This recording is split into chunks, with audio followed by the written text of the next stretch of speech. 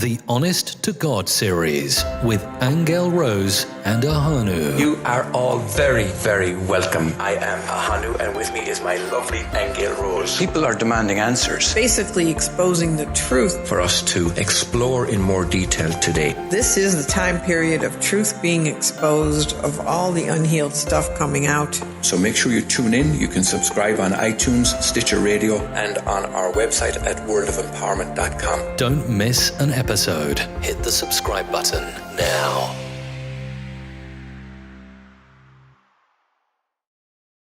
You are very welcome. I am Ahonu, and this is my lovely Aingeal Rose. And we're laughing because we're sitting in the cool of the car in what is now 85 degrees heat, but a little while ago it was 92, and it was just sweltering way down here in San Diego. Actually, San Diego is a little bit cooler, isn't it, Aingeal Rose? We're up in Ramona. We're in Ramona, which is up in the high desert, and it's just so hot, and it's uncomfortable, but very nice here in the car with air conditioning. Mm-hmm. Now, we're just stopped outside Starbucks for... Yes, we still get a iced Starbucks every now and again. For a grande.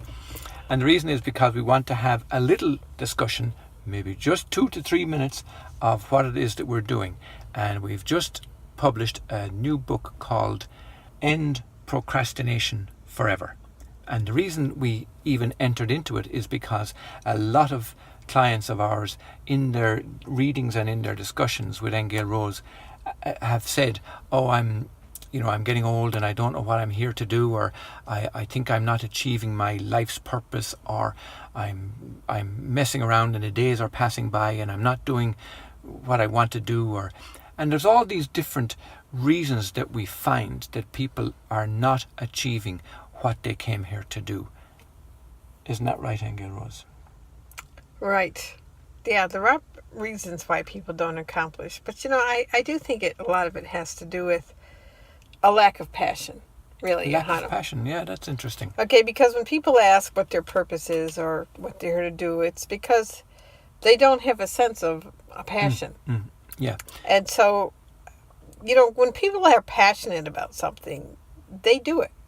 They have energy to do it. They get excited about it. Why didn't you tell me that in the writing phase of this book, that we could enter that? He never gave me a chance. He just got on his little thing and he started writing this book, and next thing you know, he was asking me to proofread it. But it's very valuable what you're saying, Aingeal Rose, because I haven't heard that before. The reasons many people have given us is because, I don't have time, or I have to take care of the babies, or, there's not enough hours in the day, or I'm working 9 to 5 and therefore when I get home I'm exhausted. In other words, there's all kinds of 3D reasons and distractions, mostly distractions, why people are not getting done. So, but what you're saying... So why... Yeah, but it still goes back down to, why don't people do what they would really love to do? When you think about... if somebody has something that really excites them, and then they let life distract them, like you mentioned, right? Mm-hmm. They let their job distract them. They let, I've got to pay the bills, or I've got to do this, or I've got to do that, or what is it in people that seems to stop them from actually saying yes to their heart's desires and going for it? Like, it could be anything from writing a little book that you've had in your mind for 20 years. Yes. To, when it comes down to actually sitting down and taking steps to get that done, there's all these excuses. Or I'll use journaling. We talk about journaling an awful lot. Mm-hmm. Journaling is something that it is so freeing, the stuff you find out when you really get down to uncovering what's in your belief systems. It's your key to freedom.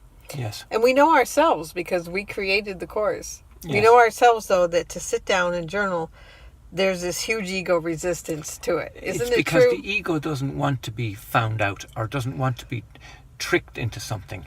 It wants to have control all the time, and it wants to dictate policy.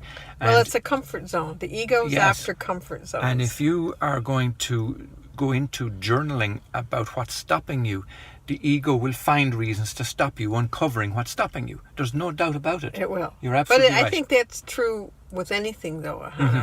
And that's what your book really talks about is what are the steps. It's almost like you have to have a plan or have steps that make you sit down and take a look at, well, how would I accomplish this particular But you know what desire I I find very really interesting want about would what you're like. saying, Aingeal Rose, is that when you have passion for something, the way automatically unfolds in front of you. Like even if you observe anybody who's passionate about something, it's like as if the how just happens. Do you know what I mean? Well, so let me tell my story about what gave me passion. Yes. Because I remember, like, I was somebody who hated school. I hated every minute of it. I couldn't sit still in the classroom.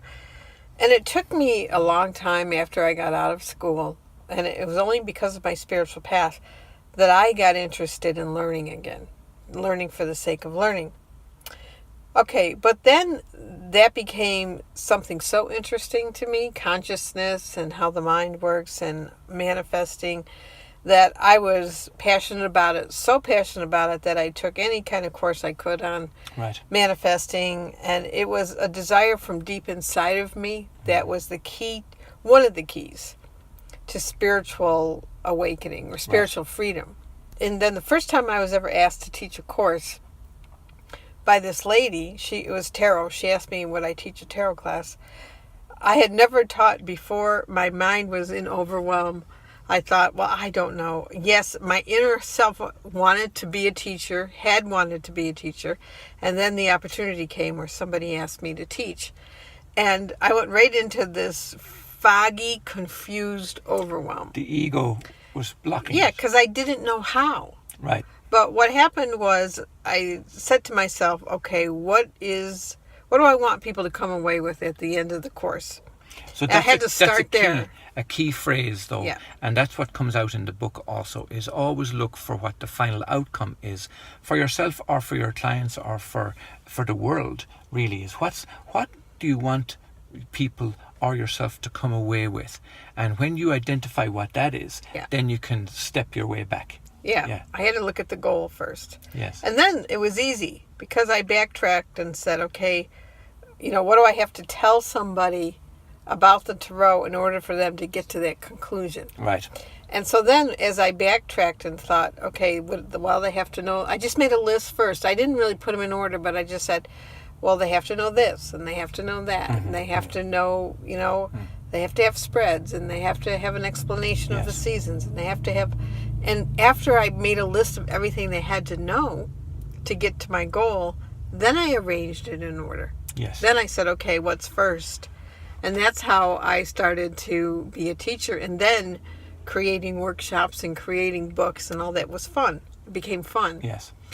Because I knew how to put it in order. And I think that's the step that you give people in the book, is how to kind of go from that overwhelmed place That's right. to what are the steps you have. How do you have to think That's in right. order to get that together? In fact, let me just introduce, by way of a perfect explanation of that, our book that's going to be coming out, we're going to give it maybe in September, is called How to Bake a Book in Bite-Sized Bits.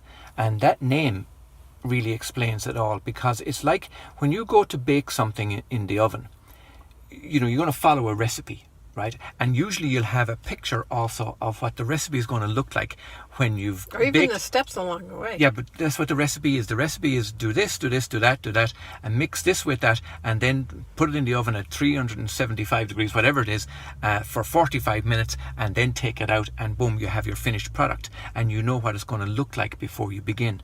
So in a way, that's... Then you find out, too, it's not as hard as you thought. It's not as hard. In fact, it's a lot of fun. And that's what we're doing with the Bake a Book project. That's how to write your book in step by step, laying it out exactly like Aingeal Rose said. So your end product is going to be your book. But now we want to overcome the overwhelm and say, well, how do we get to that? How do you hold your book in your hand? How do you taste your book? How do you smell the aroma of the finished book?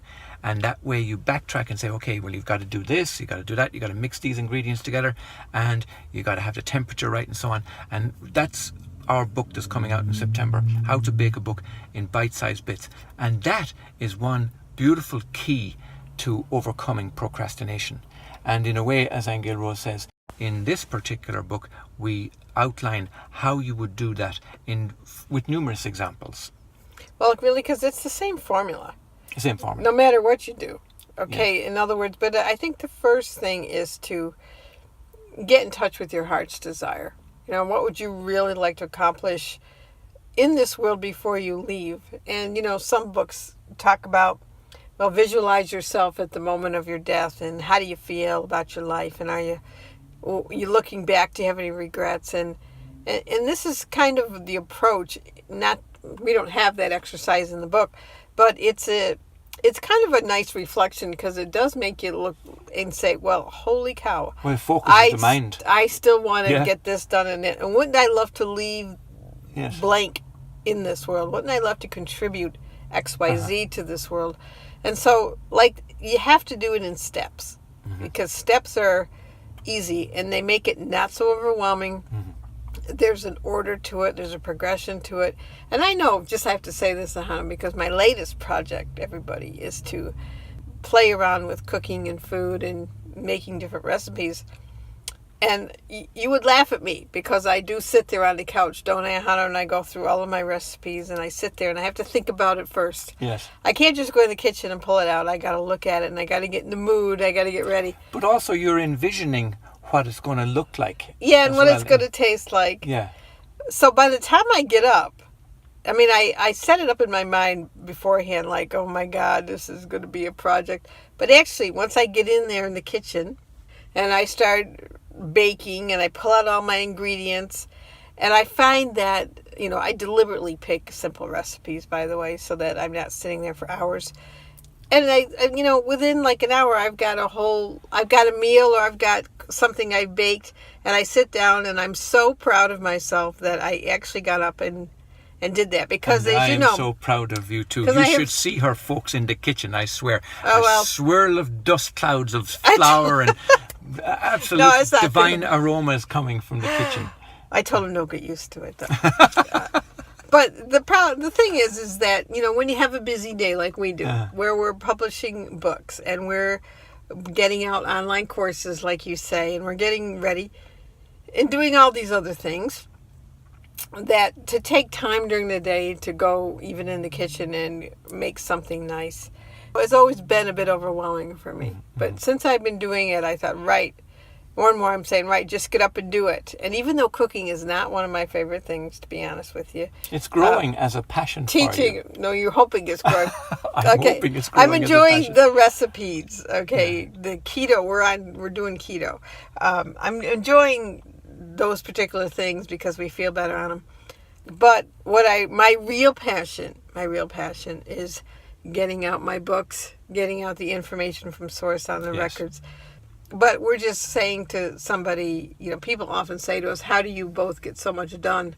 But it really is that once you get the formula on how to, in terms of say yes to your desire, you know, sit down and think of what is the goal you want somebody to come away with, what's the message, and then backtrack and say, well, if they're going to come away with this message, they have to know blank, blank, blank along the way, and make a list, then put it in order. But you know, Ahonu's book called End Procrastination Forever, which is now out, does list in detail all of those steps so that the job is easy. And of course, there's some nice little message in there about visualizing your goal as accomplished. And so we do bring in a little bit of... Yeah. So it's easy to follow and it's fun. And more importantly, though, as Aingeal Rose pointed out, what this video now has set out to do is to show you what the final outcome is. In other words, end procrastination forever. And that is easy when you see how we step out in list format, in step-by-step format, how easy it is to overwhelm when you do set your mind to it, and when you are clear, as Aingeal Rose says, about your passion. So that's it for the moment. We're going to come back to you next week when we get back to a little cooler climates. No, we're not how. because right now we're roasted. No, we're going back to Oregon next week. It's not any cooler. I We're know. up here with our little grandbaby, and so that makes it all okay. But we did sneak out now to go get an iced coffee at Starbucks and get in a cool air So conditioning. let's go back to the iced coffee. So see you later. Till next time. Bye-bye. You're listening to A World of Empowerment Service from Aingeal Rose and Ahonu.